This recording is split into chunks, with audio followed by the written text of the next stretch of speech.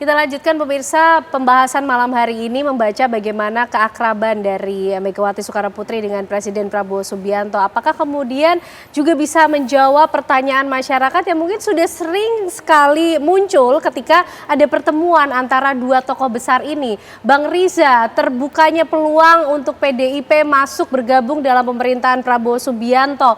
Apakah seperti yang tadi disampaikan Bang Ansi Lema, PDI mengcapture bahwa Pak Presiden ini semangatnya merangkul, artinya tidak ada satupun yang berada di luar pemerintahan atau seperti apa, Bang?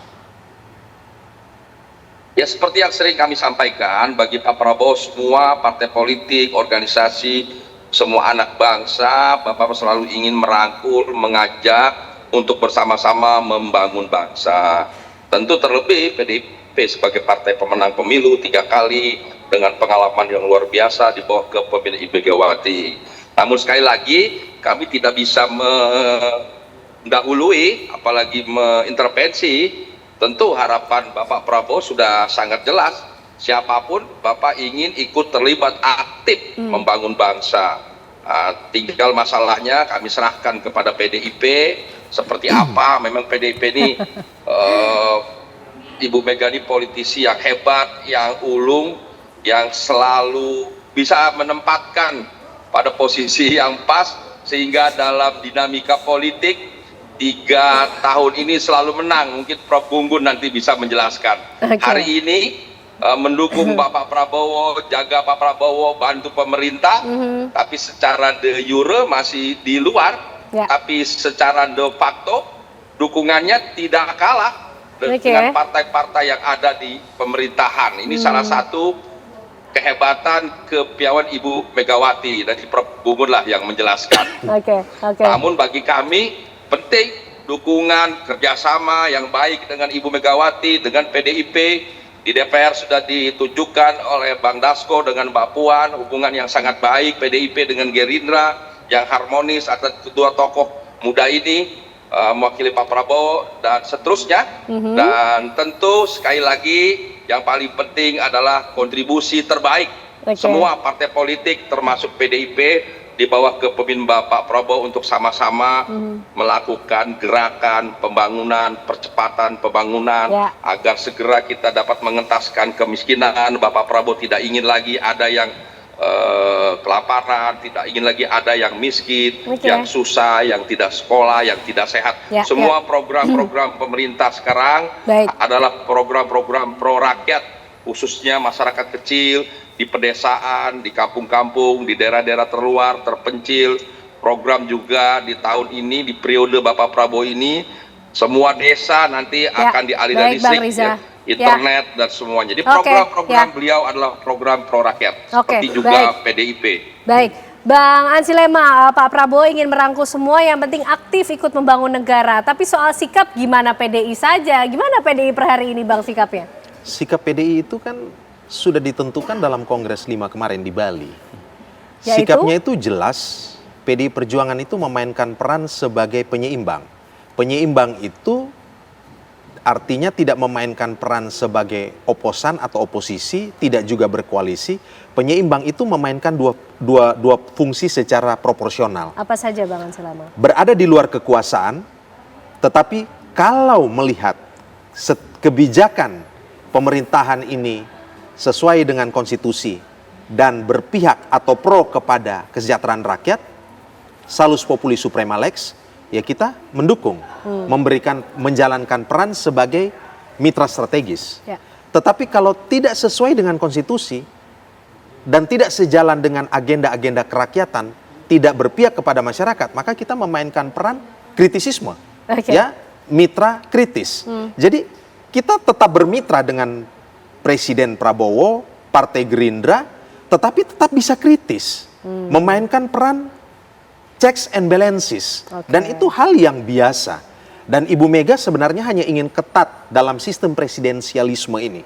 Bahwa apa? Bahwa sistem kita ini bukan seperti sistem demokrasi liberal, oposisi yang saling menegasikan ya dengan kekuasaan yang bersifat berhadap-hadapan, oposisi biner begitu.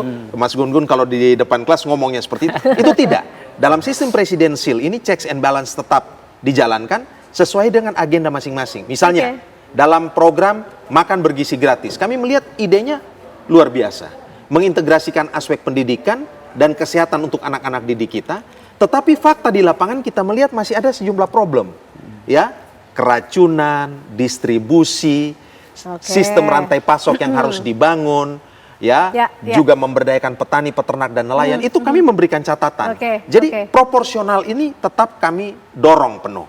Dan hari ini kami tetap bisa mendukung pemerintahan Presiden Prabowo Subianto dengan tetap berada di luar. Oke, baik, Bersatu baik. kan tidak selalu berarti bersama kan gitu. Oke. Bisa tidak bersama dalam kekuasaan, tetapi tetap satu visi, satu spirit. Karena apa? Karena ada deep connection tadi. Oke, Ya, oke, menarik Bang ada Ansy. deep discourse, Ya, ya. ada deep talk, Oke. kan begitu. Dan Oke. itu yang dilakukan oleh Ibu Mega dan Presiden Prabowo. Oke, nah giliran Prof Gun Gun nih yang kemudian merangkum, memberikan penilaian sekaligus konklusi, Prof. Kalau kita lihat Iya. apa kemudian makna, konsekuensi, dampak dibalik sikap, kedekatan, keakraban dan berbagai simbol yang ada antara dua tokoh besar ini? Kalau membaca tadi dari apa yang disampaikan Bang Ansy sekaligus pernyataan-pernyataan Bu Mega, sepertinya memang paradigma fungsionalis, tuh ya.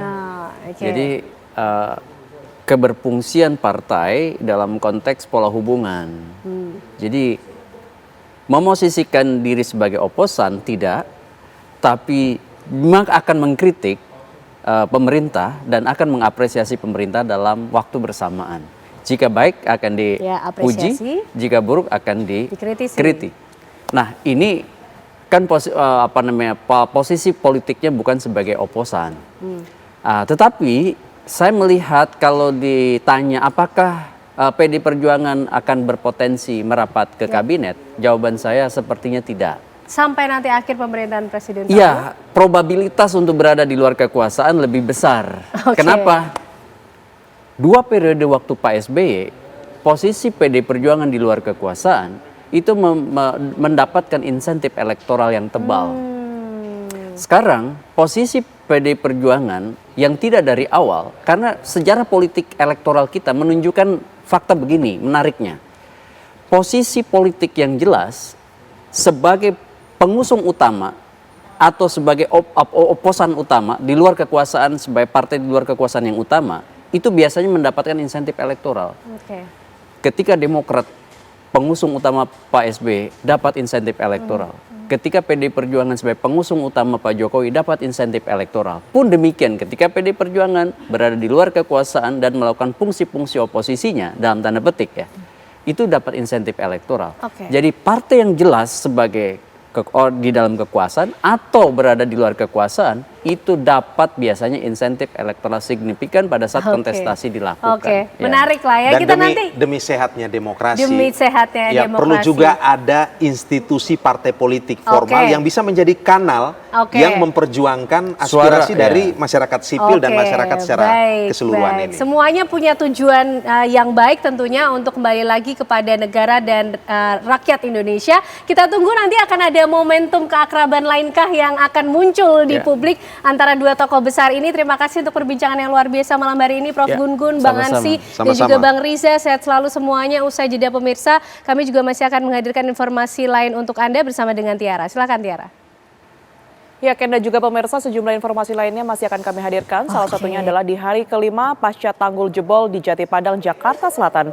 Petugas Gabungan Sumber Daya Air dan PPSU terus melakukan perbaikan. Informasinya akan kami hadirkan usai jeda.